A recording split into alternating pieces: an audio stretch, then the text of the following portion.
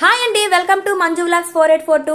నేనైతే ఇప్పుడు ఇడ్లీ పిండిని ఎలా తయారు చేయాలో ఈ వీడియోలో అయితే చెప్తున్నానండి. చాలా మంది ఇడ్లీ ఎన్నిసార్లు చేసినా గట్టిగా వస్తున్నాయని బాధపడుతున్నారు కదా, వాళ్ళైతే ఈ వీడియోని చూసేయండి. నేనైతే 1 గ్లాస్ మినపప్పునైతే తీసుకున్నాను.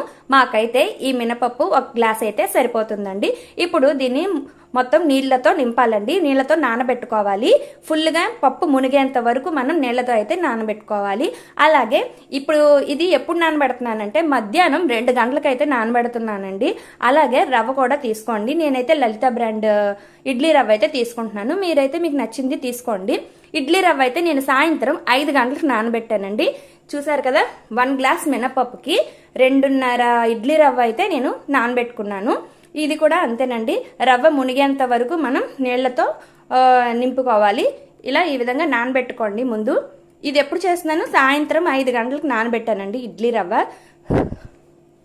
ఇప్పుడైతే నేను మినపప్పుని కడిగేస్తున్నానండి. నైట్ 8 అయ్యిందండి నాకు పని అంతా చేసుకున్నప్పటికీ.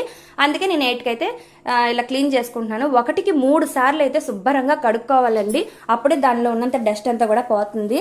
అలాగే రవ్వను కూడా అంతేనండి. 1కి 3 సార్లు శుభ్రంగా మనం కడుక్కొని పెట్టుకోవాలి పక్కన. తర్వాత ఏంటంటే నేను మిక్సీలో అయితే చేసుకున్నానండి మినపప్పుని. గ్రైండర్లో వేయలేదు, ఎందుకంటే తక్కువే కదా అని చెప్పి నేను మిక్సీలో అయితే వేసేసుకుంటున్నాను. చూసారు కదా, అలా గట్టిగా కాకుండా మరీ లూజ్గా కాకుండా ఈ విధంగా మనం రుబ్బుకోవాలి. అలాగే ఇడ్లీ రవ్వను కూడా ఈ విధంగా మనం గట్టిగా పిండుకోవాలండి. అస్సలు వాటర్ అనేది ఉండకూడదు. చూస్తున్నారు కదా నేను ఎలా పిండి వేస్తున్నాను. ఈ విధంగా మనం రుబ్బులోకి రవ్వంతా ఈ విధంగా వేసేసుకోవాలి. ఇప్పుడు ఏం చేయాలంటే మొత్తం బాగా కలుపుకోవాలండి. చూసారు కదా, నేనైతే 10 నిమిషాలు అలాగా కలుపుతూనే ఉన్నానండి, పైనుంచి కింద వరకు. అప్పుడే మనకి ఇడ్లీలు అనేవి బాగా వస్తాయి. అలాగే పిండి కూడా బాగా పులుస్తుంది. చూసారు కదా ఎంత పైకి ఉబ్బిందో పిండి.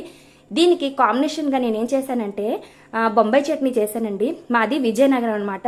ఎక్కడ ఏ ఇడ్లీ షాప్లో చూసినా కూడా ఈ బొంబాయి చట్నీ ఉండేది. అసలు ఎవరికైనా బొంబాయి చట్నీ అంటే గుర్తుందా? మీలో ఎంతమందికి బొంబాయి చట్నీ అంటే ఇష్టమో కూడా నాకు చెప్పండి. ఓకేనా ఫ్రెండ్స్? ఇంకో విషయం ఏంటి అంటే ఇప్పుడు చూడు, నేను ఇడ్లీలు తీస్తున్నాను. చాలా సాఫ్ట్గా వచ్చాయి చూడండి. అసలు ఫస్ట్ నుంచి లాస్ట్ వరకు స్కిప్ చేయకుండా మొత్తం వీడియో అంతా చేయండి. అలాగే ఇడ్లీకి కాంబినేషన్గా బొంబాయి చట్నీ కూడా చేశాను.